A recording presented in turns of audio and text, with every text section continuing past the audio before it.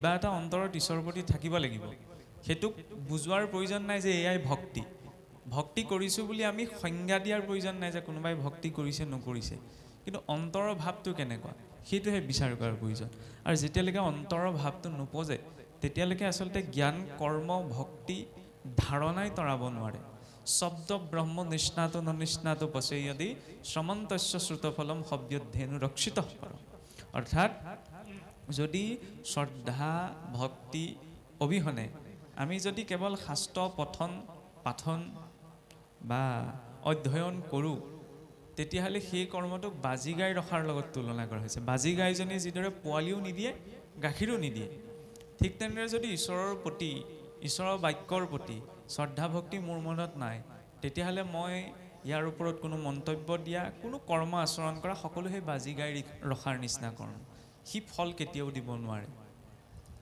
এতিয়া গীতা শাস্ত্ৰ বুলি ক'লে ধৰি লওক পোনপ্ৰথমতে আমাৰ মনলৈ আহে যে বৈষ্ণৱ মাৰ্গৰ এখন প্ৰধান ধৰ্মগ্ৰন্থ কিন্তু ধৰ্মগ্ৰন্থ হোৱাৰ আগমুহূৰ্তত গীতা শাস্ত্ৰ হৈছে জীৱন গ্ৰন্থ সেইবাবে বৈষ্ণৱ মাৰ্গত দুখন প্ৰধান শাস্ত্ৰক নিৰ্ভৰ কৰি গোটেই বৈষ্ণৱ মাৰ্গটো প্ৰকাশিত হৈছে যদিও ইয়াৰ মূল হৈছে বেদ কিন্তু বেদৰ পৰাই নিৰ্গত হোৱা দুগ্ধস্বৰূপ গাখীৰকণ হৈছে এই গীতা কেনেদৰে সৰ্ব উপনিষদ গাৱহ সকলো উপনিষদক গাইজনী অৰ্থাৎ ধেনুৰ লগত তুলনা কৰা হৈছে দুগ্ধম গোপাল নন্দনহ সেই বেদৰূপী গাইজনীৰ পৰা গাখীৰ কোনে খীৰাইছে ভগৱন্ত কৃষ্ণই পাৰ্থ বৎস সুধীৰ ভোক্তা আৰু সেই বেদৰূপী গাইজনীৰ পৰা খিৰোৱা গাখীৰৰূপী গীতা কোনে পান কৰিছে অৰ্জুনে পাৰ্থ বৎস সুধীৰ ভোক্তা দুগ্ধম গোপাল নন্দনহ গতিকে গাখীৰকণ পাই থাকিবলৈ গাইজনী আমাক লাগিব সেইটো কথা ঠিক বেদ বুলি ক'লে কেৱল কৰ্মকাণ্ডৰ এখন পুথি নহয় ঋক যজু সাম অথৰ্ব এই চাৰিখন সংহিতা তাৰপিছত ব্ৰাহ্মণ গ্ৰন্থসমূহ আছে তাৰ অন্তৰ্গত আৰণ্য গ্ৰন্থসমূহ আছে তাৰপিছত বেদান্ত মানে উপনিষদ য'ত বেদৰ জ্ঞান শেষ হৈছেগৈ ব্ৰহ্মৰ বিষয়ে য'ত আলোচনা হৈছে সেয়া বেদান্ত শাস্ত্ৰ এই সমগ্ৰ বিষয়বস্তু একেলগে লগ লাগি বেদ গঠিত হৈছে আৰু সেই উপনিষদৰ পৰা চাৰিও সংহিতালৈকে যত যিমান জ্ঞান বিভিন্ন ধৰণৰ দিশ আলোচনা হৈছে তাৰ সংস্কাৰিত ৰূপটো হৈছে গীতা সেইবাবে সকলো বেদান্ত বা সকলো উপনিষদৰ সাৰ বুলি কোৱা হৈছে নহয়নে এতিয়া আমি ধৰি লওক জাৰ্চি গাই গাখীৰ খাবলৈ যোৱা নাই নহয়নে এতিয়া খাবলৈ গৈছোঁ বা ধৰি লওক আমি আজিকালি যদিও ধৰি লওক জাৰ্চি অকণমান থলুৱাভাৱে কৈছোঁ আৰু জাৰ্চি গাইজনীও ধৰি লওক গাখীৰ যিদৰে উপলব্ধ পেকেটিং ৰূপতো পোৱা যায় আটাইতকৈ পিয়ৰ গাখীৰকণ ক'ত পোৱা যায় গাঁও ঘৰত নহয়নে ধৰি লওক ভাৰতীয় যিজনী ধৰি লওক ভাৰতৰ উৎপন্ন হোৱা যিবিলাক গৰু আছে সেই গৰুৰ পৰা উৎপন্ন গাখীৰকণহে আটাইতকৈ পিয়ৰ নহয়নে আজিকালি ইম্পিয়ৰ বস্তু ঢেৰ নহয়নে সেইকাৰণে গীতাৰ ক্ষেত্ৰতো একদম পিয়ৰ দুগ্ধকণ পাবলৈ গ'লে মনত কিহৰ প্ৰয়োজন সেই অন্তৰ শুদ্ধ ভাৱটো অন্তৰৰ শুদ্ধ সমৰ্পণ ভাৱটো অবিহনে অৰ্জুনেও গীতাৰ জ্ঞান পোৱা নাই সেইটো আটাইতকৈ ডাঙৰ কথা কাৰণ ভগৱান কৃষ্ণই অৰ্জুনক যদি কথা বতৰাখিনি বুজাব বিচাৰিছিলে তেতিয়া ৰাজকাৰেঙৰ ভিতৰতো ধুনীয়াকৈ বহাই লৈ বুজাব পাৰিলেহেঁতেন নহয়নে আগছোৱাটো তেওঁলোকে একেলগে আছিল কিন্তু বুজাইছে জানো নাই বুজোৱা নহয় আমি মানুহক কাৰোবাক কিবা এটা কথা বুজাবলৈ হ'লে কেতিয়া বুজাম এই বোলে আহাচোন বহাচোন কথা এটা ক'বলগীয়া আছিল তেনেকৈ পাতিম ন যুদ্ধৰ ক্ষেত্ৰত গৈ গীতাৰ জ্ঞান কিয় দিলেগৈ কাৰণ তাৰ আগমুহূৰ্তলৈকে অৰ্জুনে বিচৰা নাই সদায় ভক্তি মাৰ্গত এইটো বিশ্বাস কৰি অহা হৈছে যেতিয়ালৈকে আমাৰ নিজৰ মনত জিজ্ঞাসাটো নপজে আমি নিজেই জানিবলৈ নিবিচাৰোঁ তেতিয়ালৈকে কোনেও আমাক একো বস্তু প্ৰদান নকৰে সেইকাৰণে ঘোষাত বৰ ধুনীয়া কথা এটা মহাপুৰুষ মাধৱদেৱে লিখিছে যে পৰ্বত সকলে যেহেন নকৰে সৰ্বঠাইত জলদান যেন জ্ঞানী গুৰু শিষ্যত নকহে সকলো গুপুত জ্ঞান পৰ্বতৰ পৰাই গোটেই নৈবিলাকৰ উৎপত্তি হৈছে পৰ্বত পাহাৰৰ পৰাই বৈ আহে নহয়নে কিন্তু সকলো অংশৰ পৰাইতো নৈৰ উৎপত্তি নহয় নিৰ্দিষ্ট এটা অংশৰ পৰাহে হয় ঠিক তেনেদৰে গুৰুৱে পথটো দেখুৱাই দিয়ে সকলো জ্ঞান শিষ্যক প্ৰদান কৰি দিয়াটো সম্ভৱ নহয় বা নিদিয়ে কিয় নিদিয়ে কাৰণ যেতিয়ালৈকে আমি নিজৰ ভিতৰত নিজৰ চেষ্টাটো নাথাকে তেতিয়ালৈকে সেই বিষয়টোৰ মূল্য বুজা নাযায় আজি ভগৱান কৃষ্ণই যদি অৰ্জুনক তাৰ আগমুহূৰ্তত গীতাৰ জ্ঞান দিলেহেঁতেন তাৰ হয়তো মূল্য বুজি নাপালেহেঁতেন ধৰি লোৱা হৈছে কিন্তু যুদ্ধৰ ক্ষেত্ৰত যেতিয়া অৰ্জুনে চাৰিওফালৰ পৰা সমস্যাত পৰিল, সিদ্ধান্ত ল'ব পৰা নাছিল যে মই কি কৰোঁ, তেতিয়া ঈশ্বৰৰ ওচৰত সমৰ্পণ কৰিলে। আৰু তেতিয়া সমৰ্পণতহে ভগৱন্ত কৃষ্ণই মাৰ্গদৰ্শন কৰিছে। সেইবাবে গীতা আৰম্ভ হৈছে ক'ৰ পৰা? গীতাত চাবলৈ গ'লে মূল সংস্কৃত গীতাত 700 শ্লোক আছে, তাৰে 574টাত ভগৱন্তৰ উপদেশ, 40টা অৰ্জুনৰ, ক্ষমা কৰিব 85টা অৰ্জুনৰ, 40টা হৈছে সঞ্জয়ৰ, আৰু মাত্ৰ এটা শ্লোক বা এটা বাক্য হৈছে ধৃতৰাষ্ট্ৰৰ, গীতাৰ আৰম্ভণি শ্লোকটো। এতিয়া এই গোটেই ব্যৱস্থাটোত গীতা শাস্ত্ৰভাগীত আমি যদি চাওঁ যে আৰম্ভণি ক'ৰ পৰা হৈছে, প্ৰথম যুগটো হৈছে অৰ্জুন বিষাদ যুগ। যুগ মানে আমি পোনপ্ৰথমতে বুজো কিবা এটা মানে সংযোগ হোৱা বা কাৰোবাৰ সৈতে সম্পৰ্ক ঘটা। গীতাৰ প্ৰতিটো যুগে কাৰ সৈতে সংযোগ হোৱাৰ পথটো প্ৰশস্ত কৰে? জীৱাত্মাই পৰমাত্মাৰ সৈতে, আৰু তাৰ জৰিয়তে মাধ্যম কি? কৰ্ম। এতিয়া মনলৈ ধাৰণা আহিব পাৰে, ভাগৱততচোন আমি ভক্তি শ্ৰেষ্ঠ বুলি পাই আছোঁ, নহয়নে? তেতিয়াহ'লেনো ইয়াতনো কিয় কোৱা হৈছে যে জীৱই ভগৱন্তৰ সৈতে জড়িত হোৱাৰ, কাৰ সৈতে জড়িত হ'ব পাৰে? কৰ্মৰ সৈতে। এতিয়া কৰ্ম বুলি ক'লে আমাৰ ধাৰণাটো অকণমান মনতে আহে, আমি ধৰি লওক যিবিলাক জাগতিক কৰ্ম আছে, ক্ৰিয়া, সেইবিলাককে আমি কৰ্ম বুলি ধৰি ল'বলৈ যাওঁ, নহয়নে? কিন্তু কৰ্ম বুলি ক'লে কাক বুজা যায়? যদি সেই কামটো সংসাৰৰ উদ্দেশ্যে কৰা গৈছে, সি বন্ধন সৃষ্টি কৰিব, কিন্তু সেই ক্ৰিয়াটোক যদি ঈশ্বৰত অৰ্পণা কৰি কৰা গৈছে, তেতিয়াহ'লে সি বন্ধন সৃষ্টি কৰিব নোৱাৰে। কাৰণ ভগৱান কৃষ্ণই অৰ্জুনক এইটো উপদেশ দিয়া নাই যে তুমি মন্দিৰলৈ যোৱা, মন্দিৰত গৈ পেলাই মোৰ গুণনাম শ্ৰৱণ কীৰ্তন কৰাগৈ, তেতিয়া তুমি মুক্তি পাবা, নহয়নে? সেইখিনিতে অকণ ভেদ দৃষ্টি এটা আহে। ভাগৱতে কৈছেচোন ভগৱন্তৰ গুণনাম শ্ৰেষ্ঠ, আকৌ এইফালে গীতাত অৰ্জুনক দেখুৱালে যে তুমি অন্য সকলো চিন্তা বাদ দি তুমি কৰ্মটো কৰা। তেতিয়াহ'লে আমি কোনটো কৰিম? এফালে ভগৱন্তই কৈছে কৰ্ম কৰা, আনফালে ভাগৱতৰ জৰিয়তে পাইছোঁ আমি ভক্তি কৰা। সমস্যা কোনখিনিত সৃষ্টি হয়? যেতিয়া আমি কৰ্ম আৰু ভক্তি এই দুটাক বেলেগ বুলি ভাবোঁ। আজি কৰ্ম নোহোৱাকৈ জানো ভক্তি আচৰণ সম্ভৱ? নহয়। যেনেকৈ ধৰি লওক নামঘৰ ভাগলৈ আহি চাকি গছ জ্বলোৱা, শৰাই ভাগ অৰ্পণ কৰা, পাঠ ভাগ মেলা, ইওতো কৰ্ম। খালি এই কৰ্মৰ বিশেষত্বটো কি? এই কৰ্ম ঈশ্বৰত অৰ্পণা কৰি কৰা গৈছে।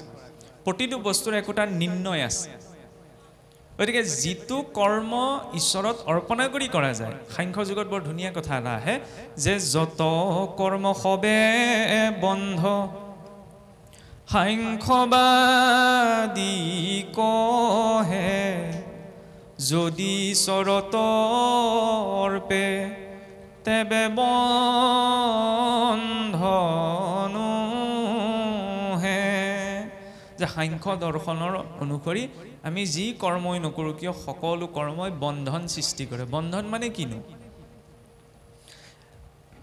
আপোনাৰ মোৰ শৰীৰত জীৱাত্মা আছে, জীৱাত্মা আছে কাৰণে শৰীৰটো চৈতন্য হৈ আছে, শৰীৰটো চলি আছে, বা আত্মা আছে। আত্মাটো ওলাই গ'লে শৰীৰটোৰ একো মূল্য নাই। শৰীৰটো লাগিলে আগমুহূৰ্তত যিমানেই ধুনীয়া নহওক, যিয়েই নহওক, যিমান অলংকাৰে আভূষিত নহওক কিয়, আত্মা থকালৈকেহে তাৰ মূল্য আছে। যেতিয়া আত্মা ওলাই যাব তেতিয়াহ'লে শৰীৰটোৰ মূল্য নাথাকে। মানে কোনো এজন ব্যক্তি যদি আত্মজ্ঞান নাথাকেও, নহয়নে, আত্মজ্ঞান নাথাকিলেও কিন্তু তেওঁ এইটোহে স্বীকাৰ কৰে যে আত্মাত থকালৈকেহে শৰীৰটোৰ মূল্য আছে, নহয়নে? যদি তেওঁ সেই কথাটো স্বীকাৰ নকৰিলেহেঁতেন, লাগিলে ইনডাইৰেক্টলিয়ে স্বীকাৰ কৰিছে। কাৰণ আত্মজ্ঞান লাভ কৰি আমি স্বীকাৰ কৰা নাই যে আত্মা আছে কাৰণে মূল্য আছে। কিয় আত্মজ্ঞান অনুভৱ হোৱা নাই? কাৰণ আত্মজ্ঞান যদি অনুভৱ হ'লহেঁতেন তেতিয়া আমি শৰীৰজনিত একো কৰ্মত জড়িতই নহ'লোহেঁতেন। কিন্তু আমাৰ আত্মজ্ঞান হোৱা নাই।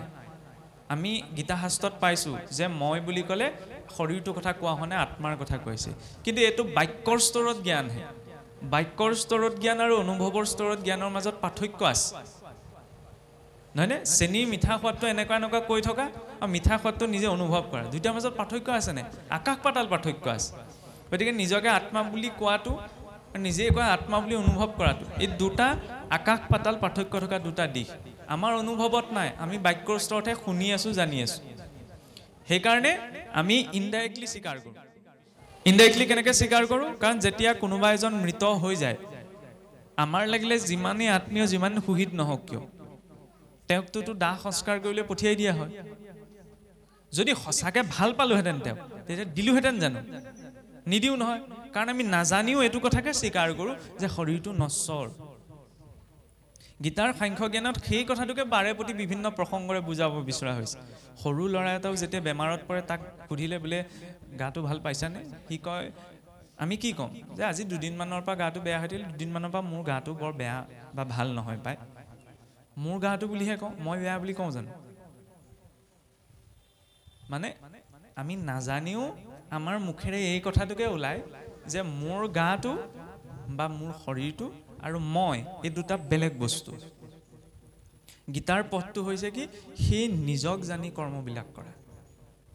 আমি নিজক নাজানি কৰ্ম কৰিছোঁ, সেইকাৰণে লক্ষ্য নাই। লক্ষ্য মানে এইটো নহয় যে আজি 2 বছৰৰ ভিতৰত মই কামটো সম্পূৰ্ণ কৰি পেলাম, সেইটোৱে লক্ষ্য পূৰ্তি নহয়। তাৰ পাছত পোৱাৰ পিছত কি হ'ব? কাৰণ সংসাৰখনত কিবা এটা পোৱাৰ পাছত সদায় সেই আনন্দটো একেই হৈ নাথাকে, হয়নে নহয়? বা আপোনাৰ ঘৰত যদি সন্তান এটি জন্ম হয়, কোনোবাই যদি চাকৰি এটাও পায়, পোৱা দিনাৰ যিটো আনন্দ 6 মাহ বছৰলৈতো একেই নাথাকে, কিয় পৰিৱৰ্তন হৈ যায়? গতিকে কেৱল ভৌতিক জগতত স্থিতি এটা পোৱাৰেই লক্ষ্য নহয়, সেই স্থিতিটোৰ পাছত কি হ'ব সেই কথাটোতো ভাবিব লাগিব। কিন্তু ভবাৰো এটা পদ্ধতি আছে, কাৰণ কেৱল চিন্তা কৰি লাভ নাই। আমি যে কওঁ মানুহে চিন্তা কৰিব লাগে, কেৱল চিন্তা কৰি এইকাৰণেই লাভ নাই, কাৰণ চিতায়াস্য চিন্তায়াস্য বিন্দু মাত্ৰ বিশিষ্যতে চিতা দহতি নিৰ্জীৱ চিন্তা দহতি জীৱনম। চিন্তা আৰু চিতাৰ মাজত বিন্দু মাত্ৰহে বোলে পাৰ্থক্য আছে। সংস্কৃতত বা হিন্দীত চিন্তাটো লিখোঁতে ওপৰত দত্তটো আমি দিওঁ, দত্তটোহে পাৰ্থক্য আছে। ওপৰৰ দত্ত এটাই দিলে চিতা, দত্তটো দি দিলে চিন্তা। চিতাই নিৰ্জীৱটোক দহন কৰে, শৰীৰটো নিৰ্জীৱ হৈ যায় যেতিয়া চিতাখনে সেই শৰীৰটোক দহন কৰিব, আৰু চিন্তাই সজীৱ। আমি কওঁ নে ইমান চিন্তা আহি থাকে, মানুহৰ সুখ শান্তি নাইকিয়া হ'লেও দেই, ইমান চিন্তা কৰিব লাগে। চিন্তা কৰিব লাগিব, কিন্তু চিন্তাক গতিপথ কেনেকৈ দিম, কোনটো দিশত আমি চিন্তাখিনি কৰিম, সেই গাইডলাইনটোৰ বাবে হৈছে গীতা। কাৰণ তাৰ বাবে নিজৰ ভিতৰত কেনেকুৱা এটা ভাৱনা লাগিব, অৰ্জুনৰ দৰে ভাৱনা। আমি অৰ্জুন হ'ব নোৱাৰোঁ, আৰু হ'বলৈ চেষ্টা কৰাটোও ভুল, কাৰণ অৰ্জুন এজন বহুত উচ্চ পৰ্যায়ৰ ভক্ত বা সাধক, হয়নে? কিন্তু ভাৱটো অৰ্জুনৰ দৰে লাগে। আৰ্জনাং ইতি অৰ্জুন, যিয়ে জ্ঞান অৰ্জনৰ ভাৱনা নিজৰ ভিতৰত ৰাখে সেইজন হৈছে অৰ্জুন। কিবা এটা কাম কৰিবলৈ হ'লে জ্ঞান লাগিব, কিন্তু সেই জ্ঞানত ভক্তিটো যুক্ত হ'ব লাগিব, নহয়নে? সেইবাবে গীতাটো আমি যদি চাওঁ, পোনপ্ৰথমতে জ্ঞান কৰ্ম মাৰ্গৰ কথা আহিছে। 12 অধ্যায়তে ভগৱন্তে ভক্তিৰ কথা কৈছে, তাৰ পাছত জ্ঞান মাৰ্গৰ কথা আছে। কিয় আছে? কাৰণ মাকে দেউতাকে ধৰি লওক ল'ৰাটো ছোৱালীজনী লৈ পেলাই ফটো মাৰিবলৈ হ'লে দেউতাক এইফালে ৰৈ থাকিব, মাক এইফালে ৰৈ থাকিব, মাজতে সন্তানটোক ৰাখি থ'ব, নহয়নে? ভক্তি কৰিবলৈ হ'লে সোঁৱে বাওঁৱে জ্ঞান আৰু কৰ্মও লাগিব। ভক্তি মানে এনেকুৱা নহয় বহি পেলাই ঈশ্বৰক চিন্তা কৰি থকাটোৱে ভক্তি নহয়। উচ্চ পৰ্যায়ৰ ভক্তজনৰ বাবে সেইটো হ'ব পাৰে, যিজন সংসাৰ বিৰক্তজনৰতো সংসাৰত একো কৰিবলগীয়া নাথাকে, সংসাৰখনৰ পৰা তেওঁ মুক্ত। তেওঁ কেৱল আৰু কেৱল ঈশ্বৰৰ নিমিত্তে জীৱনটো যাপন কৰিব, প্ৰতিটো সময় ঈশ্বৰক ধ্যান কৰিয়ে পাৰ কৰিব। কিন্তু সেই স্থিতিটো পোৱা সকলোৰে পক্ষে সম্ভৱ নহয়।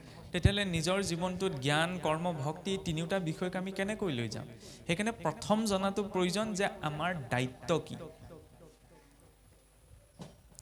সংসাৰত চাওকচোন, কোনোবাই বহুসকলে কয় যে ভগৱান কৃষ্ণইচোন গীতাত অৰ্জুনক নিজৰে ককাই ভাইবিলাকৰ বিৰুদ্ধে যুদ্ধ তুলিবলৈ কৈ এইটোচোন সন্ত্ৰাসবাদৰ এটা ধাৰণাহে দিছে, কাৰণ এইজননো কেনেকুৱা ভগৱান, নিজৰ ভাই ককাই বিৰুদ্ধে অৰ্জুনে যুঁজ নকৰোঁ, তাতকৈ বোলে ভিক্ষা কৰিয়েই জীৱনটো কটাম। নিজৰ সন্মুখত যেতিয়া বংশ পৰিয়ালৰ মানুহবিলাক দেখিলে সিমানলৈকে ক'লে। কিন্তু ভগৱান কৃষ্ণই আকৌ ওলোটাই তেওঁক বুজাইছে কি, শূদ্ৰং হৃদয় দৌৰ্বল্য তক্ততিষ্ঠ পৰন্তপ, যে তুমি এই ক্ষুদ্ৰৰ দৰে ভাৱনাটো ত্যাগ কৰা। ক্ষমা কৰিব, এতিয়া ক্ষুদ্ৰ বুলি কওঁতে কিবা এটা জাতিৰ কথা কোৱা হোৱা নাই। যদি জাতিৰ কথা ক'লেহেঁতেন তেতিয়াহ'লে অৰ্জুনক জানো সেইখিনি সময়ত ক্ষুদ্ৰ বুলি সম্বোধন কৰিলেহেঁতেন? নাই কৰা। ক্ষুদ্ৰ মানে যি অৱস্থাত সুচাদ্ৰাতিথি শূদ্ৰ, যি অৱস্থাত মানুহে ভাল বেয়া ধৰ্ম অধৰ্ম একো চিন্তা কৰিব নোৱাৰা হৈ যায়, সেই অৱস্থাটো হৈছে ক্ষুদ্ৰৰ অৱস্থা। তেতিয়া অৰ্জুনক কৈছিল যে তুমি গাণ্ডীৱ ধৰি যুঁজ কৰা। কিয় কৰিছিল? তেতিয়াহ'লে আমাৰ সন্মুখত যেতিয়া কিবা এটা ধৰ্ম কোনোবাই কৰিব, ভগৱানে কি আমাক এইটো শিক্ষা দিছে নি যে মনে মনে বহি থাকিলে নহ'ব, হাতত একদম জাঠি জোং লৈ আমি অধৰ্মৰ বিৰোধিতা কৰিব লাগিব। সেইখিনিতে এটা পাক আছে। প্ৰথম কথা হ'ল কি, যাৰ যি দায়িত্ব। অৰ্জুন এজন ক্ষত্ৰিয় আছিল নহয়নে? বিষাদ যুগত সেই কথাই প্ৰকাশ কৰি যোৱা হৈছে। ক্ষত্ৰিয় ৰূপত তেওঁৰ দায়িত্ব যে সন্মুখ সমৰত যদি তেওঁ যুঁজিবলৈ কোনোবাই প্ৰত্যাহ্বান যোগায়, তেতিয়াহ'লে ক্ষত্ৰিয় ৰূপত তেওঁৰ দায়িত্ব যে তেওঁ যুঁজ কৰে।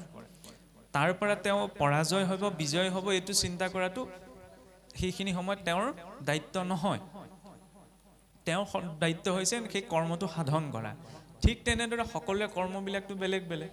কোনোবা এজন খেতিয়ক, কোনোবা এজন শিক্ষক, কোনোবা এজন ছাত্ৰ, কোনোবা এজন গৃহস্থী ইত্যাদি ইত্যাদি। যিজন ব্যক্তিৰ যিটো কৰ্ম, সেই কৰ্মটো নিজৰ সামৰ্থ্য অনুসাৰে আচৰণ কৰাটো তেওঁৰ ধৰ্ম। সেইবাবে কোৱা হয় ধৰ্ম বোলে, ধৰ্মৰ সংজ্ঞাটো বিস্তৃত। মানে ধৰ্মৰ তিনিটি পৰ্যায় আছে।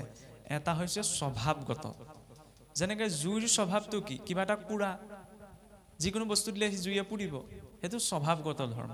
মানুহৰতো কিছুমান স্বভাৱগত ধৰ্ম থাকে, নহয়নে? দ্বিতীয়টি পৰ্যায়ত আছে উপাসনামূলক। সকলোৱে উপাসনাবিলাক একেই নহয়। উপাসনা কিয় একো নহয়? কাৰণ ঈশ্বৰৰ প্ৰতি সকলোৰে ভাৱবিলাকো একেই নহয়। সেইটো উপাসনামূলক ধৰ্ম। তৃতীয়টো হৈছে সম্প্ৰদায়মূলক। সম্প্ৰদায় মানে ইয়াত জাতিভেদৰ কথা কোৱা হোৱা নাই, দৰ্শনৰ কথা কোৱা হৈছে, নহয়নে? কোনোবাই ভগৱন্তক এনেকুৱা এনেকুৱা বুলি ভাবে, আৰু সেই অনুগামী, সেই ধাৰণাটোৰ, সেই দৰ্শনটোৰ অনুগামীসকলে তেনেকেই ভগৱানক উপাসনা কৰে।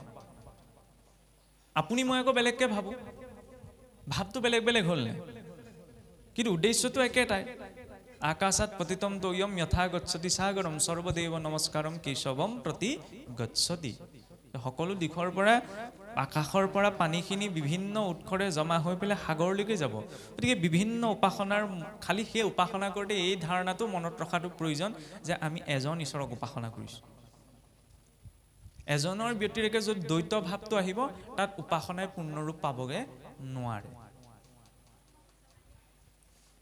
মানে বাল্ব, ফেন বহুত কেইখন লাগি আছে, নহয়নে?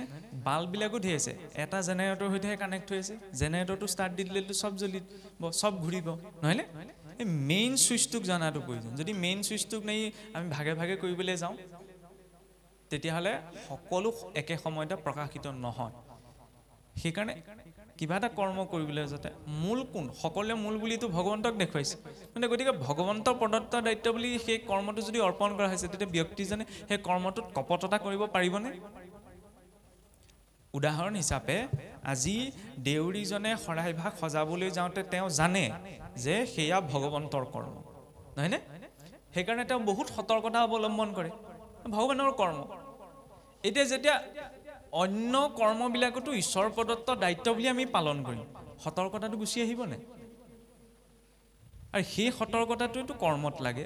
আজি ব্যৱসায়ীজনে, মই একেবাৰে খোলাকৈ কৈছোঁ, আৰু ব্যৱসায়ীজনেও যদি ধৰি লওক গ্ৰাহকৰ সৈতে লেনদেন কৰোঁতে এইটো ভাৱ আনি লয় মনলৈ যে নহয়, যে এই মই যে ব্যৱসায়টো কৰিবলৈ কৈছোঁ ঈশ্বৰৰ ইচ্ছাত বা ঈশ্বৰৰ কৃপাতহে পাইছোঁ। গতিকে গ্ৰাহকজন যে মোৰ সন্মুখলৈ যে তেওঁ ভগৱানৰ এটা স্বৰূপী, গতিকে তেওঁৰ ক্ষেত্ৰত মই লাভ লোকচানৰ ভাৱনা নকৰোঁ।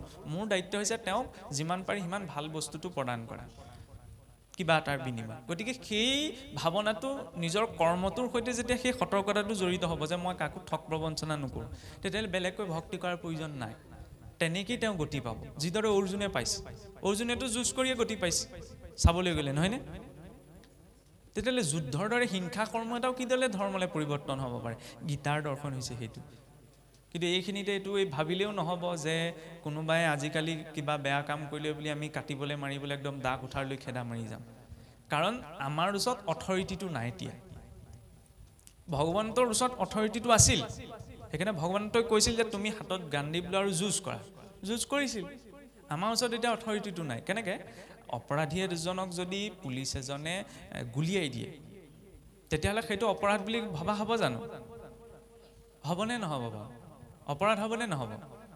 আপোনালোকে কওক আকৌ। পুলিচ এজনে যদি অপৰাধী এজনক গুলি মাৰি দিয়ে, তেতিয়াহ'লে সেইটো অপৰাধ হ'বনে নহ'ব? নহয়। সাধাৰণ মানুহ এজনে যদি গুলিয়াই, লাগিলে তেওঁ অপৰাধীয়ে হওক, দুৰ্ঘোৰ অপৰাধী বোলে, সাধাৰণ মানুহ এজনে যদি তেওঁক মাৰি পেলাই, অপৰাধ হ'বনে নহ'ব? হ'ব। কিয় হ'ব? কাৰণ আমাৰ অনুমতি নাই। নহয়নে? আমি আইনৰ মতে চলিছোঁ। আইনে কাক ৰাখিছে? তেতিয়া ভগৱানক ৰাখিছিল, বা ভগৱন্ত আছে। ভগৱন্তৰ অথৰিটিটো দিয়াৰ কাৰণে অৰ্জুনে যুঁজ কৰিলে, সেইমতে গতি পালে। সেইবাবে কৰ্ম কৰিবলৈ যাতে মৰ্যাদাটো জানিব লাগিব, যে কাৰ কি মৰ্যাদা, নহয়নে? সকলোৱে সকলো কৰিব পাৰে এইটো নহয়। কৰ্মত অধিকাৰ আছে, কিন্তু সকলো কৰ্মত সকলোৰে অধিকাৰ নাই। সকলোৱে সকলো কৰ্ম কৰিব নোৱাৰে, আমি ইচ্ছা কৰিলেও নোৱাৰোঁ। তেনেদৰে ভেদ আছে। কেনেকৈ আজিকালি এই দৰ্শনটো ভুলকৈ লৈ যায় মানুহে। কি কয় যে সকলোৱে সকলো কাম কৰিব পাৰে, সকলো ক্ষেত্ৰত সমান। সমান কোনো হ'ব নোৱাৰে।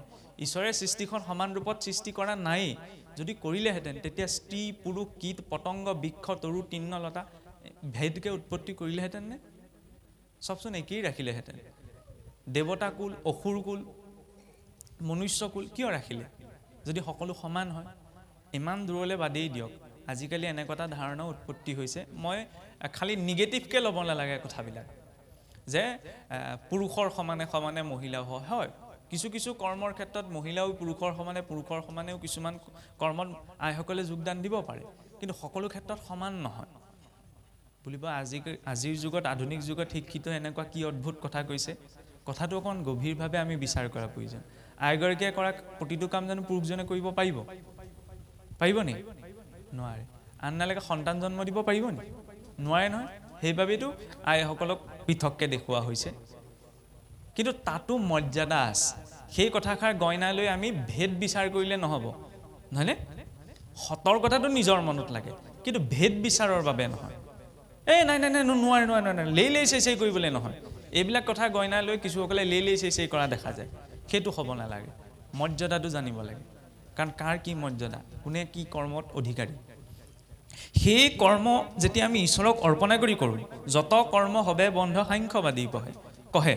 সাংখ্য দৰ্শনৰ মতে আমি এতিয়া যি কৰ্মই নকৰোঁ, সকলো কৰ্মই বন্ধন সৃষ্টি কৰে। বন্ধন কি? এইটো হৈছে জীৱৰ শৰীৰ। আমি এই শৰীৰটো ক'ত আছে? সংসাৰখনত, নহয়নে? সংসাৰ মানে হৈছে অনবৰত ঘূৰি থকা। এই অনবৰত ঘূৰি থকা জন্ম মৃত্যু জৰা ব্যাধিৰ এই চক্ৰটোৰ সৈতে জীৱ কেনেকৈ জড়িত হৈ আছে? ইয়াৰ মাজত কানেকশ্যন ৱায়াৰডাল কোনে গঠন কৰিছে? কৰ্মই। জীৱ সংসাৰৰ সৈতে জড়িত হৈ আছে কৰ্মই, নহয়নে? তেতিয়াহ'লে সংসাৰত আমি যি কৰ্মই নকৰোঁ, বেয়া কৰ্মটো দূৰে কথা, ভাল কাম কৰিলেও জীৱৰ বন্ধন সৃষ্টি হয়। কেনেকৈ বন্ধন সৃষ্টি হয়? কাৰণ বহু লোকে যদি বহুত ধাৰ্মিক কৰ্মও কৰে, তেতিয়াতো বহুত পুণ্য উপজিব। পুণ্য উপজিলে পুণ্যৰ বলত তেওঁ স্বৰ্গগামী হ'ব।